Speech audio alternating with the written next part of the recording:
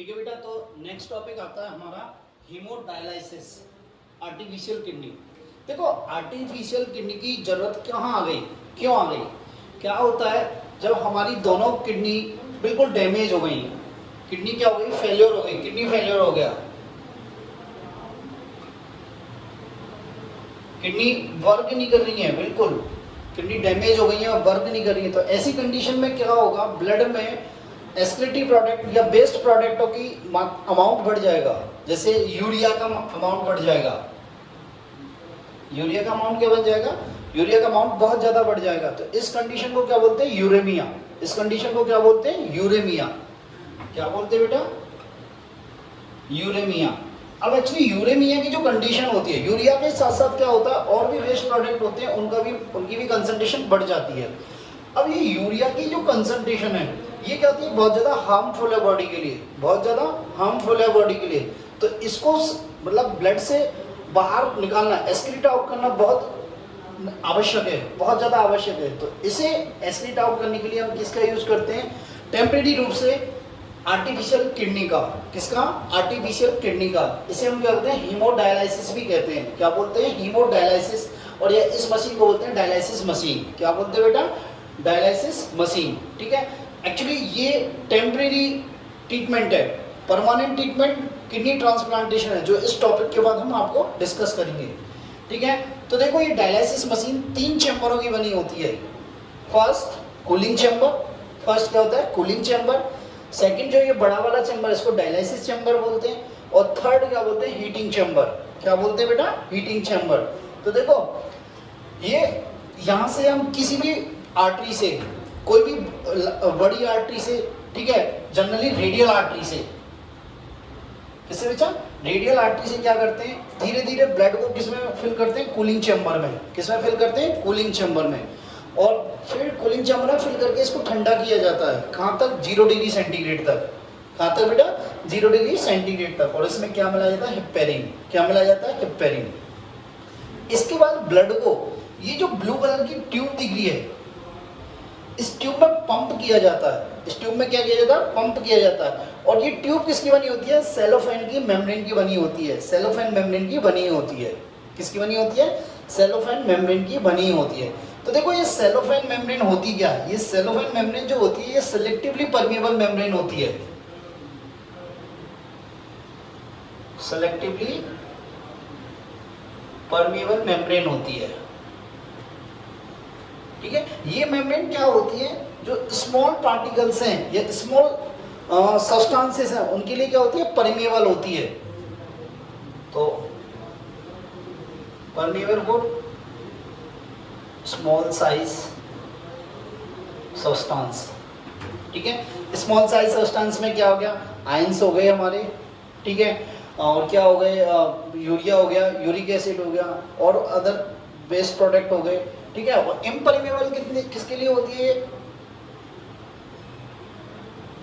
Impermeable होती है large substance के लिए। ठीक है, ठीक है, लार्ज सब्सटेंस के लिए क्या होती है, इम्परमेबल होती है। जैसे प्लाज्मा प्रोटीन हो गई, आरबीसी हुई, इनके लिए क्या होती है, इम्परमेबल होती है। ठीक है, तो ये क्या होता है, ये सेलोफेन की मेम्ब्रेन, सेलोफेन मेम्ब्रेन की बनी हुई नलिकाएं होती हैं, ट्यूब्स होती हैं, इनमें क्या होता है, ब्लड को पंप किया जाता है। अब होता क्या है, ये सेलोफेन मेम्ब्रेन की जो नलिकाएं, ट्यूब है, ये किसमें डूबी हुई होती है, ये डायलिसिस फ्लूइड में डूबी हुई रहती हैं। ये डायलिसिस फ्लूइड में बिल्कुल पूरी तरह डिप होती हैं। ये डायलिसिस फ्लूइड बेटा, ये डायलिसिस फ्लूइड क्या होता है, ब्लड के साथ आइसोटोनिक होता है। क्या होता है, ब्लड के साथ क्या होता है, आइसोटोनिक। मतलब डायलिसिस फ्लूइड और ब्लड दोनों क्या होते हैं, एक आइसोटोनिक होते हैं। क्या होते हैं, एक कंपेयर तौर पर क्या होते हैं, आइसोटोनिक होते हैं, एक दूसरे के इन्फ्लुएंसेस में। ठीक है, अब ये आइसोटोनिक में क्या होता है, इस डायलिसिस फ्लूइड में क्या होता है, इसमें क्या होता है, बहुत सारे न्यूट्रिएंट्स होते हैं, बहुत सारे क्या होते हैं, न्यूट्रिएंट्स होते हैं, बहुत सारे आयंस होते हैं, पर इसमें क्या एब्सेंट होता है, इसमें एक्सक्रीटिव प्रोडक्ट एब्सेंट होते हैं। इसमें एक्सक्रीटिव प्रोडक्ट या बेस्ट प्रोडक्ट एब्सेंट होते हैं। तो मैं यहां लिखूं डायलिसिस फ्लूइड और ब्लड ठीक है। तो इस डायलिसिस फ्लूइड में क्या होगा, एक्सक्रीटरी प्रोडक्ट क्या हो गए, एब्सेंट हो गए, और इसमें क्या है, प्रेजेंट। क्या बेटा, प्रेजेंट है। ठीक है। तो क्या होता है भाई, यहाँ ये ब्लड है और मान लो यहाँ कोई वेस्ट प्रोडक्ट है, यूरिया है या कोई भी एक्सक्रीटरी प्रोडक्ट है, तो यहाँ पे तो उसकी कंसंट्रेशन क्या है, अधिक है, और यहाँ क्या है, कंसंट्रेशन है ही नहीं है, उसकी वो एब्सेंट है। तो हम जानते हैं डिफ्यूजन का प्रोसेस, हम क्या जानते हैं, डिफ्यूजन का process, the movement of molecule from higher concentration to lower concentration. तो क्या होगा, यहाँ से मान लो ये यूरिया ही मान लेते हैं, ये यूरिया क्या होगा, हाई कंसंट्रेशन से क्या हो जाएगा, लो कंसंट्रेशन की तरफ आएगा, हाई कंसंट्रेशन से किधर आएगा, लो कंसंट्रेशन की। तो ब्लड से कहाँ आ जाएगा, डायलिसिस फ्लूइड में। तो हमारे ब्लड से क्या हो गया, जो हमारा जो पर्पस था, हमारा ऑब्जेक्टिव क्या था कि हमें यूरिया और अदर एक्सक्रीटरी प्रोडक्ट को ब्लड से रिमूव करना है। तो ये रिमूव हुआ या नहीं हुआ, हुआ ना। ठीक है। तो कंसंट्रेशन जिन सब्सटेंस की कंसंट्रेशन ब्लड में अधिक है, ब्लड में अधिक है, वो क्या होते हैं, डिफ्यूजन के प्रोसेस के द्वारा किस में आ जाते हैं, डायलिसिस फ्लूइड में आ जाते हैं। किस में आ जाते हैं बेटा, डायलिसिस फ्लूइड में आ जाते हैं। तो इसका प्रिंसिपल क्या है, डिफ्यूजन। क्या बेटा, डिफ्यूजन। ठीक है। जब ये ब्लड का प्यूरिफिकेशन हो जाता है या से एक्सक्रीटरी प्रोडक्ट को रिमूव कर दिया जाता है, तो ब्लड सब उसके बाद कहाँ आता है, हीटिंग चैम्बर में। कहाँ आता है, हीटिंग चैम्बर में। अब हीटिंग चैम्बर में क्या करते हैं, हम इस ब्लड को गर्म करते हैं, क्योंकि यहाँ क्या था 0 डिग्री सेंटीग्रेड और इसमें क्या था, हेपेरिन। अब क्या करते हैं, यहाँ पे हम इसको गर्म करते हैं, कहाँ तक, बॉडी टेम्परेचर तक। कहाँ तक, बॉडी टेम्परेचर। और इसमें क्या डालते हैं, एंटी हेपेरिन। क्या डालते हैं बेटा, एंटी हेपेरिन। और एंटी हेपेरिन के डालने के बाद इसे किसी भी वेन के बाई थ्रू बॉडी में इंटर करा दिया जाता है। जनरली जो ये वेन होती है, इसको क्या, कौन सी वेन होती है, रेडियल वेन या सिफेनस वेन। ठीक है। तो कंक्लूजन क्या निकला कि आर्टरी से हम ब्लड को बाहर निकालते हैं और वेन के बाई थ्रू ब्लड को अंदर डाल देते हैं। ठीक है। 3 चैम्बर हो गए, कूलिंग चैम्बर, डायलिसिस चैम्बर और हीटिंग चैम्बर। ठीक है। डायलिसिस चैम्बर के अंदर क्या क्या है, सेलोफेन की मेम्ब्रेन है और डायलिसिस फ्लूइड है। ठीक है। इन दोनों के ब्लड में और डायलिसिस फ्लूइड में क्या होता है, डिफ्यूजन प्रोसेस द्वारा क्या होता है, आयन एक्सचेंज होते हैं, एक्सक्रीटरी प्रोडक्ट एक्सचेंज होते हैं। ठीक है। जिससे क्या होता है, हमारा ब्लड क्या हो जाता है, प्यूरिफाई हो जाता है या free from of the excretory product हो जाता है। ठीक है। ये है आपकी डायलिसिस मशीन और या आर्टिफिशियल किडनी या हीमोडायलिसिस। ठीक है। ये टेम्परेरी ट्रीटमेंट है। ठीक है।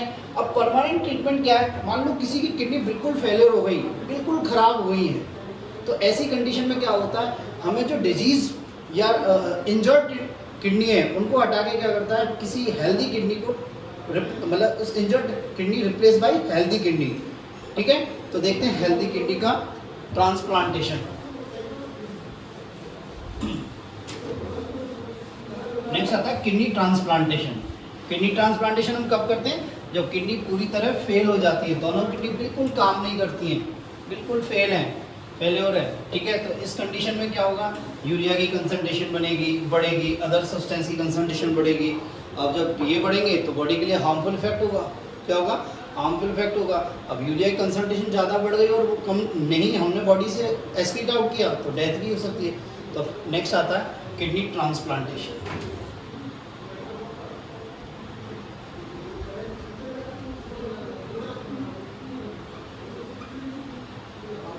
Kidney transplantation. देखो कोई भी एक ह्यूमन है, ये क्या ह्यूमन, या इसको मान सकते हैं पेशेंट मान सकते हैं।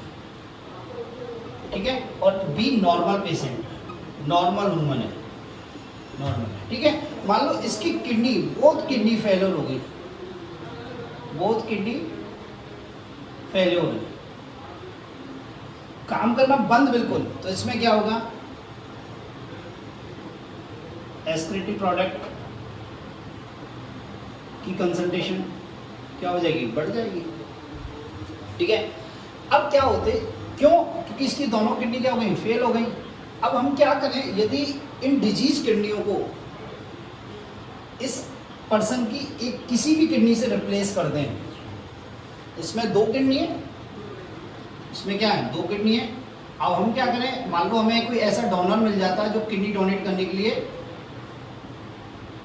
एग्री है, तो हम क्या करेंगे, इसकी नॉर्मल किडनी को क्या करेंगे, इन इंजर्ड या इन फेलियर किडनी से क्या कर देते हैं, रिप्लेस कर देते हैं। क्या कर देते हैं, रिप्लेस कर देते हैं, और इसे क्या बोलते हैं, किडनी ट्रांसप्लांटेशन। क्या बोलते हैं, किडनी ट्रांसप्लांटेशन। ठीक है, देखो किडनी, ये किडनी कहाँ से आएंगी, या तो उसका कोई क्लोज रिलेटिव है, या किसी भी पर्सन की तुरंत डेथ हुई है, सडन डेथ हुई है, एक्सीडेंटल डेथ हुई है, तो उसमें से भी क्या होता है, किडनी को निकाल लिया जाता है, और क्या होता है, किसी भी पेशेंट को उसे ट्रांसप्लांट कर दिया जाता है। ठीक है, तो देखें किडनी ट्रांसप्लांटेशन के समय क्या क्या प्रॉब्लम्स आती हैं, तो क्या क्या सिचुएशंस होनी चाहिए, क्या क्या एडेप्टेशंस होने चाहिए किडनी ट्रांसप्लांटेशन के लिए। ठीक है, देखो ये जो दोनों हैं, एक पेशेंट और डोनर, पेशेंट एंड डोनर, ये दोनों क्लोज रिलेटिव होने चाहिए जहां तक पॉसिबल हो, क्लोज रिलेटिव्स होने चाहिए। जैसे फादर को कौन दे सकता है, सन या डॉटर, या आपस में ट्रांसफर कर सकते हैं एक दूसरे को, मदर को, यही सन एंड डॉटर। ठीक है, क्लोज रिलेशन होना चाहिए। क्यों होना चाहिए बेटा, क्योंकि इनकी किडनी, फादर की किडनी की जो टिश्यू है और उसका ब्लड है, वो क्या करता है, इन दोनों से थोड़ा बहुत मैच करता है, इनसे थोड़ा बहुत क्या, बहुत कुछ मैच करता है एनाटॉमिकली। तो क्या होता है, उसकी एक्सेप्टेंस बढ़ जाती है, किडनी की क्या बढ़ जाती है, पेशेंट के अंदर एक्सेप्टेंस बढ़ जाती है।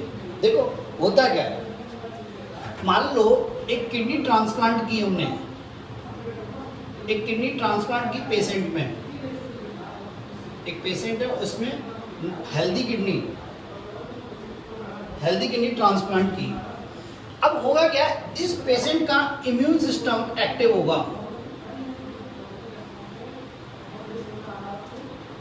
इम्यून सिस्टम एक्टिव होगा, और ये इम्यून सिस्टम इस किडनी को क्या समझेगा, एंटीजन। क्या समझेगा, एंटीजन, क्योंकि भाई ये पेशेंट की किडनी तो है नहीं है, पेशेंट की किडनी तो है नहीं है, बाहर से किडनी ली है, तो इस किडनी को ये क्या समझेगा, एंटीजन। जब एंटीजन समझेगा तो ये क्या बनाएगा, एंटीबॉडीज। क्या बनाएगा बेटा, एंटीबॉडीज। और ये एंटीबॉडीज क्या करेंगी, इस किडनी पर अटैक करेंगी, एंटीजन समझ के। क्या बेटा, एंटीजन समझ के क्या अटैक, एंटीबॉडीज क्या करेंगी, अटैक करेंगी, और ये किडनी क्या होगी, खराब हो जाएगी। ठीक है, तो ऐसी स्थिति में क्या होती है, क्लोज रिलेटिव होना चाहिए। क्या होना चाहिए, क्लोज रिलेटिव होना चाहिए। और यदि मान लो क्लोज रिलेशन में कोई किडनी डोनेट करने के लिए रेडी नहीं है, तो हम क्या करते हैं, किसी नॉन रिलेटिव की लेते हैं। तो ऐसी कंडीशन में क्या करते हैं, हम ऐसी ड्रग्स यूज करते हैं जो इस इम्यून सिस्टम को क्या करते हैं, सप्रेस कर दे, इस इम्यून सिस्टम को क्या करते हैं, सप्रेस कर दे। तो उन्हें क्या बोलते हैं, इम्यूनो सप्रेसेंट। क्या बोलते हैं, इम्यूनो सप्रेसेंट। हम क्या करते हैं, इनको देते हैं। इम्यूनो सप्रेसेंट के साथ और क्या करते हैं, एंटीबायोटिक्स देते हैं। क्या देते हैं बेटा, antibiotics.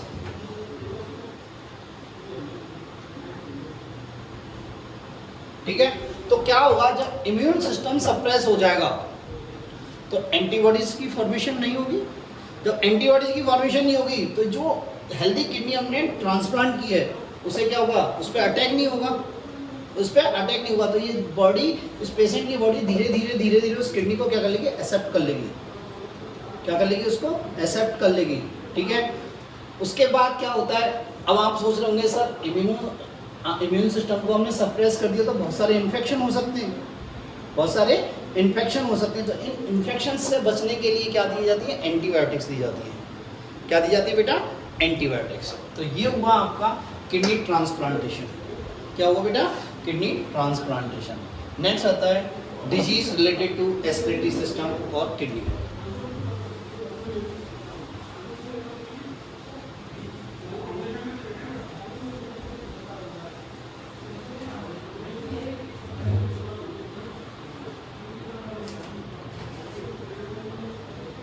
Disease related to kidney or excretory system.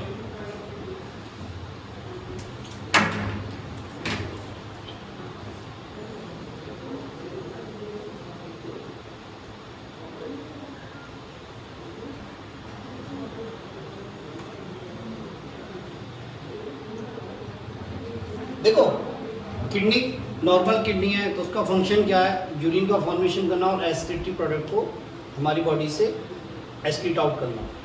पर क्या होता है जब किडनी में कोई प्रॉब्लम आ जाती है तो क्या होते हैं, बहुत सारी एबनॉर्मल कंडीशंस जनरेट होती हैं, बहुत सारी एबनॉर्मल कंडीशन जनरेट होती हैं।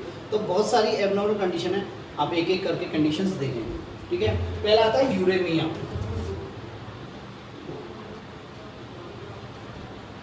यूरेमिया मीन्स क्या होता है कि देखो ब्लड में increase the concentration of urea, blood में इंक्रीज यूरिया की कंसंट्रेशन का इंक्रीज होना, ठीक है। अब ये कब कहेंगे हम, जब 10 to 13 mg पर 100 ml ब्लड में यूरिया हो जाए या इससे अधिक हो जाए, ठीक है। जब 10 to 13 mg पर 100 ml यूरिया इन ब्लड,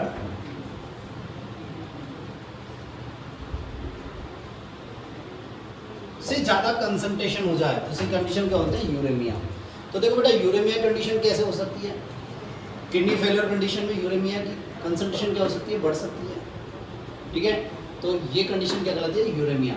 इसको हम कैसे ट्रीट कर सकते हैं, मैंने बताया था अभी, किडनी ट्रांसप्लांटेशन से और हीमोडायलिसिस से। इससे बेटा किडनी ट्रांसप्लांटेशन से और हीमोडायलिसिस से, ठीक है। नेक्स्ट आता है किडनी स्टोन।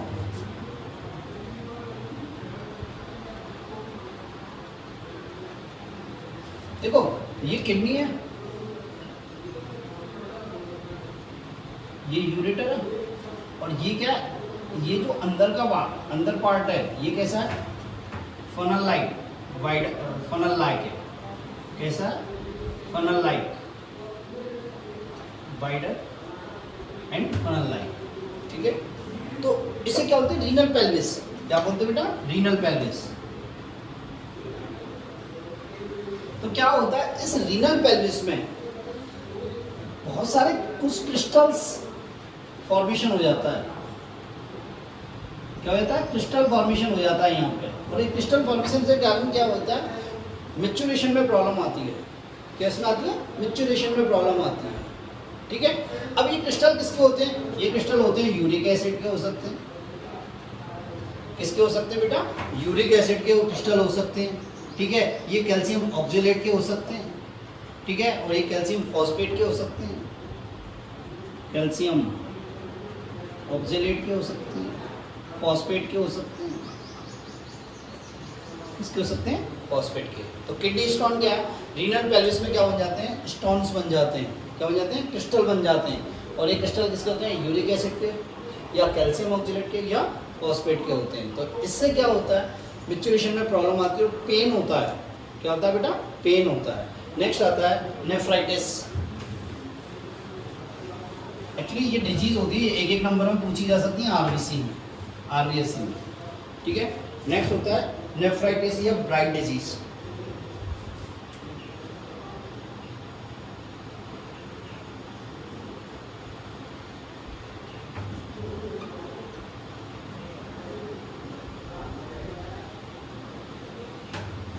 ब्राइट डिजीज या नेफ्राइटिस, ठीक है बेटा।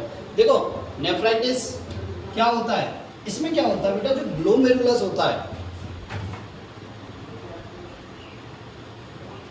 वो क्या हो जाता है, उसमें स्वेलिंग आ जाती है।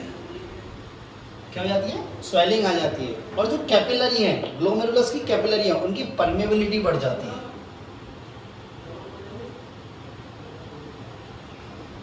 क्या बढ़ जाती है, परमेबिलिटी। तो बढ़ती क्यों है, क्योंकि इस ग्लोमेरुलस में क्या होता है, बैक्टीरियल इन्फेक्शन होता है। क्या होता है बेटा, बैक्टीरियल इन्फेक्शन होता है, ठीक है। और कौन सा बैक्टीरियल इन्फेक्शन, कौन से बैक्टीरिया का इन्फेक्शन होता है, स्ट्रेप्टोकोकाई का। हमने पढ़ा होगा 11th में, कोकाई मीन्स गोल और स्ट्रेप्टोमीन्स इस प्रकार स्ट्रिप फॉर्म में। तो स्ट्रेप्टोकोकाई का क्या होता है, इन्फेक्शन होता है, जिससे कहता है ग्लोमेरुलस में स्वेलिंग आ जाती है और परमेबिलिटी बढ़ जाती है। जब परमेबिलिटी बढ़ जाएगी तो क्या होगा, इससे blood corpuscles and plasma protein filter होने लगेगी और वो किस में आ जाएंगी, फिल्ट्रेट में आ जाएंगी। किस में आ जाएंगी बेटा, फिल्ट्रेट में आ जाएंगी। जनरली फिल्ट्रेट में नहीं आती, जनरली फिल्ट्रेट में नहीं आती। ब्लड कॉर्पसेस को कौन नहीं आने देता बेटा, फेनिस्ट्रा नहीं आने देती। और प्लाज्मा प्रोटीन कौन नहीं आता, बेसमेंट मेम्ब्रेन, क्या नहीं आती, बेसमेंट मेम्ब्रेन। तो जब इन्फेक्शन हो गया तो क्या हो गई, परमेबिलिटी बढ़ गई, क्या बढ़ गई, परमेबिलिटी बढ़ गई। तो ब्लड कॉर्पसेस ऑफ प्रोटीन किस में फिल्टर होकर किस में आ जाएंगी, फिल्ट्रेट में आ जाएंगी। किस में आ जाएंगी बेटा, फिल्ट्रेट में आ जाएंगी। तो इसे बोलते हैं नेफ्राइटिस। क्या बोलते हैं बेटा, नेफ्राइटिस। ठीक है, यदि नेफ्राइटिस ज़्यादा टाइम के लिए रहता है तो क्या हो जाती है, स्वेलिंग आ जाती है बॉडी में, जनरली लोअर पार्ट में, लोअर लिम्ब पे स्वेलिंग आ जाती है। तो उसे क्या बोलते हैं, ओडिमा। क्या बोलते हैं, एडिमा या ओडिमा। ठीक है, नेक्स्ट डिजीज आता है ग्लूकोसूरिया।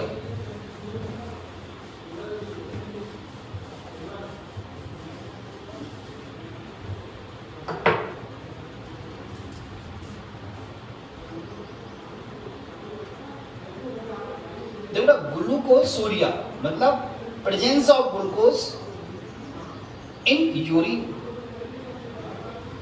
तो हम क्या कह सकते हैं, ग्लूकोज,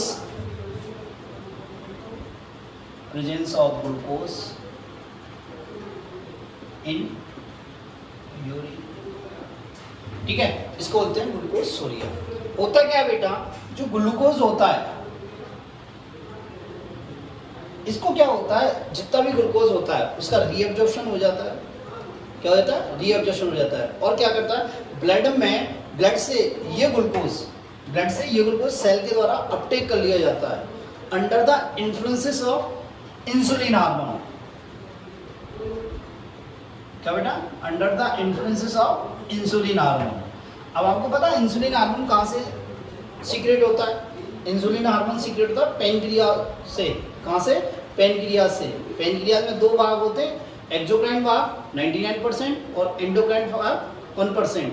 तो एंडोक्राइन जो पार्ट होता है उसे क्या होते हैं, इसलेट ऑफ लैंगरेंस। क्या बोलते हैं बेटा, इसलेट ऑफ लैंगरेंस। और इसलेट ऑफ लैंगरेंस में क्या होती हैं, बीटा सेल्स होती हैं। क्या होती हैं बेटा, बीटा सेल्स। वो किसको रिलीज करती हैं, इंसुलिन। तो ये इंसुलिन क्या करता है, जो ब्लड में ग्लूकोज है, ब्लड ग्लूकोज को उसे किसमें पहुंचाया जाता है, सेल्स के अंदर। क्या होता है, सेल्स के अंदर पहुंचा देता है। अब क्या होगा, जब इंसुलिन हार्मोन रिलीज नहीं हो रहा, इसकी डिफिशियंसी हो गई। क्या हो गई, इसकी डिफिशियंसी हो गई। तो ब्लड में ग्लूकोज कंसंट्रेशन बढ़ेगी, ब्लड में ग्लूकोज कंसंट्रेशन बढ़ेगी। जनरली जब 180 mg पर डेसीलीटर या पर 100 ml से अधिक हो जाती है तो क्या होता है, ग्लूकोज यूरिन में आने लगता है। तो ग्लूकोज अपीयर इन यूरिन और दैट कंडीशन कॉल्ड ग्लूकोसूरिया और डायबिटीज मेलिटस। क्या बेटा, डायबिटीज मेलिटस। तो ग्लूकोसूरिया किसका सिम्टम्स है, डायबिटीज मेलिटस का, डायबिटीज मेलिटस का। और डायबिटीज मेलिटस किसके कारण होती है, due to deficiency of insulin hormone, due to deficiency of insulin hormone. Next आता है पॉलीयूरिया।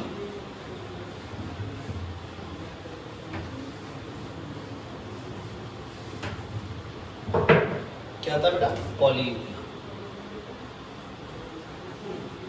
देखो ना, polyuria means increase urine output. Normally urine कितना होता है, 1 to 1.5 लीटर पर डे होता है normally, 1 to 1.5 litre per day. पर क्या होता है कि यूरिन आउटपुट जो बहुत ज़्यादा बढ़ जाता है, 10 लीटर पर डे या उससे ज़्यादा भी हो जाता है, तो ये कंडीशन क्या कहलाती है, पॉलीयूरिया। ये कंडीशन क्या होती है, पॉलीयूरिया। अब ये कंडीशन आती क्यों है, ये कंडीशन आती क्यों है, होता है क्या बेटा, EDH हार्मोन जो होता है,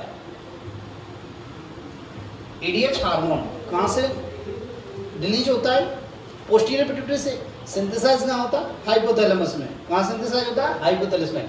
तो ये EDH क्या करता है, DCT एंड कलेक्टिंग डक्ट पर वाटर का रीअब्जॉर्प्शन कराता है। वाटर के रीएब्जॉर्प्शन के लिए रेस्पॉन्सिबल है, वाटर के रीएब्जॉर्प्शन के लिए रेस्पॉन्सिबल है। पर हुआ क्या, जब एडीएच का सीक्रेशन, एडीएच का रिलीज या सीक्रेशन कम हो गया, एडीएच का सीक्रेशन कम हो गया, तो क्या होगा, वाटर का रीएब्जॉर्प्शन घट गया, वाटर का रीएब्जॉर्प्शन घट गया तो क्या हो गया, यूरिन आउटपुट बढ़ गया, क्या बढ़ गया, यूरिन आउटपुट बढ़ गया। और ये कंडीशन क्या कहलाती है, पॉलीयूरिया। ये कंडीशन क्या कहती है, पॉलीयूरिया। और इसे क्या बोलते हैं, डायबिटीज इंसिपिडस। क्या बोलते हैं बेटा, डायबिटीज इंसिपिडस। ठीक है, तो डायबिटीज दो प्रकार की हुई, डायबिटीज मेलिटस और diabetes insipidus. Diabetes mellitus due to deficiency of insulin hormone और insipidus due to the deficiency of ADH hormone, due to the deficiency of ADH hormone. Next आता है ओलिगोयूरिया।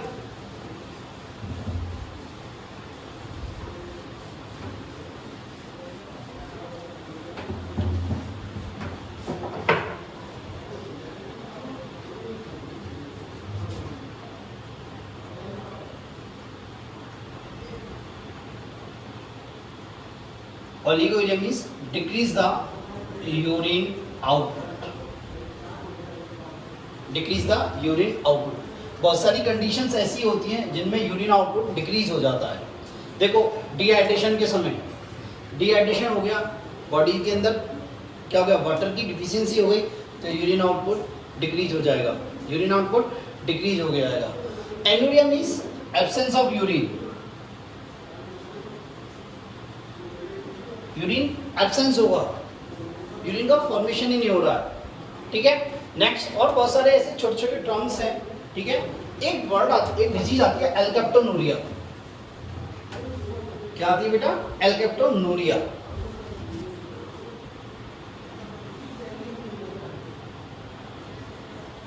देखो बेटा, एल्केप्टोनूरिया जनरली क्या है, जेनेटिकल सिंड्रोम है या जेनेटिकल एबनॉर्मलिटी है। क्या बेटा, एल्केप्टोनूरिया क्या है, जेनेटिकल एबनॉर्मलिटी है। मतलब ये एल्केप्टोन सबसे पहले जो जेनेटिकल सिंड्रोम डिस्कवर हुआ था वो कौन सा था, एल्केप्टोनूरिया। और इसको किसने किया था, गरुड़ ने इसको डिस्कवर किया था। किसने किया, गरुड़ ने। ठीक है, इस डिजीज में क्या होता है बेटा, यूरिन में एल्केप्टोन बॉडीज एक्सक्रीट होती हैं। एल्केप्टन बॉडीज क्या होती है, एक्सक्रीट आउट होती है। ठीक है, अब ये एल्केप्टन बॉडी जैसी एयर के कांटेक्ट में आती हैं, क्या होती है, एयर कांटेक्ट में आती हैं, तो क्या हो जाता है, यूरिन क्या हो जाता है, ब्लैक, यूरिन बिकम ब्लैक। सो इसे, इसलिए इसे क्या बोलते हैं, ब्लैक यूरिन डिजीज भी कहते हैं। क्या बोलते हैं बेटा, ब्लैक यूरिन डिजीज भी बोलते हैं। क्या बोलते हैं बेटा, ब्लैक यूरिन डिजीज भी बोलते हैं। ठीक है, ये एल्केप्टन होती क्या है, ये होमोजेंटिसिक एसिड होता है। क्या होता है बेटा, ये होमोजेंटिसिक एसिड होता है। एक्चुअली ये मेटाबॉलिक डिसऑर्डर है, जेनेटिकली मेटाबॉलिक डिसऑर्डर। यदि बेटर होगा हम इसे बोलेंगे जेनेटिकली मेटाबॉलिक डिसऑर्डर। ठीक है, तो ये हो गया एल्केप्टोनूरिया। नेक्स्ट होता है कीटोनूरिया।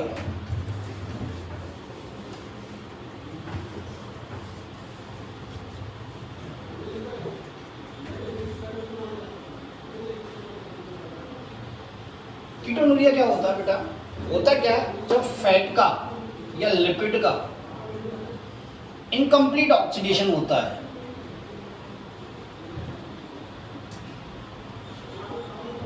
क्या होता है, जब फैट का इनकम्प्लीट ऑक्सीडेशन होता है तो क्या होता है, कीटोन बॉडीज का फॉर्मेशन होता है।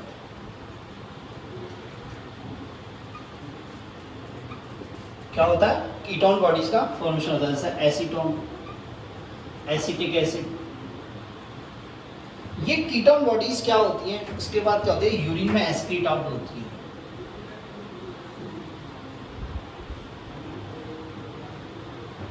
और इस कंडीशन को क्या बोलते हैं, कीटोनूरिया। क्या बोलते हैं, ketonuria. Actually ketonuria dangerous condition होती है। जनरली मैंने जनरली यहाँ तक ऑब्जर्व किया है, ये डायबिटीज़ मेलिटस वाले पेशेंट में ज़्यादा पाई जाती है। डायबिटीज़ मेलिटस वाले पेशेंट में ज़्यादा पाई जाती है, ठीक है। इनकी प्रेजेंस के कारण इस रोग में जो रोगी पेशेंट होता है वो क्या होता है, अनकॉन्शियस हो जाता है। क्या हो जाता है बेटा, अनकॉन्शियस हो जाता है। नेक्स्ट आता है हेमीटूरिया।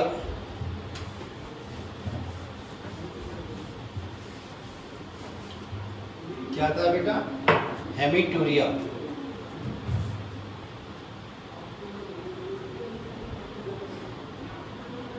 Haematuria means presence of RBC in urine, ठीक है। यूरिन में आरबीसी की प्रेजेंस को क्या बोलते हैं, हेमेटूरिया, ठीक है। हेमेटोटूरिया क्या होता है, कब होता है ये, देखो मैंने आपको बताया था नेफ्राइटिस, अभी बताया नेफ्राइटिस। जब ग्लोमेरुलस में क्या हुई, स्वेलिंग बढ़ गई, ग्लोमेरुलस में क्या हुई, स्वेलिंग बढ़ गई, और क्या होगा, कैपिलरी में की परमेबिलिटी बढ़ गई, कैपिलरी की परमेबिलिटी बढ़ गई, तो क्या होगा, वहाँ से आरबीसी फिल्टर होकर किस में आ जाएंगी, फिल्ट्रेट में, किस में हो जाएंगी, फिल्ट्रेट में। इसके कारण से यूरिन में एस्कीट आउट होने लगेंगी। इसको क्या बोलते हैं हम, हेमेटूरिया। क्या बोलते हैं, हेमेटूरिया। नेक्स्ट आता है एल्ब्यूमिन यूरिया। नेक्स्ट आता है एल्ब्यूमिन यूरिया, ठीक है बेटा। जब एक नॉर्मल कंसंट्रेशन से एल्ब्यूमिन की अमाउंट, एल्ब्यूमिन का अमाउंट यूरिन में बढ़ जाए, एल्ब्यूमिन का अमाउंट यूरिन में बढ़ जाए, तो इस कंडीशन में क्या बोलते हैं, एल्ब्यूमिन यूरिया।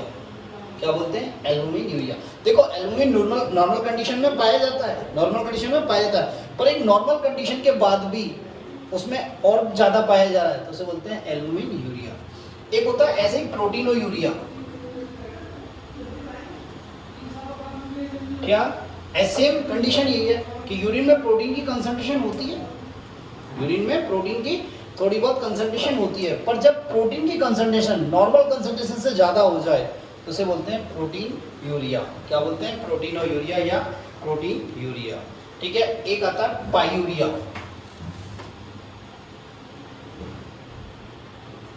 क्या आता है बेटा, pyuria. Pyuria presence of pus cell in urine. जब यूरिन में पस सेल प्रेजेंट होती हैं तो इसे क्या बोलते हैं, पायूरिया। और पस सेल कब प्रेजेंट होती हैं, इन्फेक्शन की कंडीशंस में। किसमें बेटा, इन्फेक्शन की कंडीशन में, ठीक है। एक और आता है डिसयूरिया, पेनफुल मिचुरेशन। पेनफुल मिचुरेशन मतलब यूरिन एस्क्रीट आउट करते समय पेन हो, पेनफुल मिचुरेशन मतलब यूरिन एस्क्रीट आउट करते समय पेन हो, तो इसे क्या बोलते हैं, डिसयूरिया। क्या बोलते हैं बेटा, डिसयूरिया, ठीक है बेटा। ये आपका डिजीज रिलेटेड टू किडनी हुई, आपका एसपीटी सिस्टम यहाँ पे खत्म होता है। नेक्स्ट चैप्टर हम चालू करेंगे रेस्पिरेटरी सिस्टम। थैंक यू बेटा।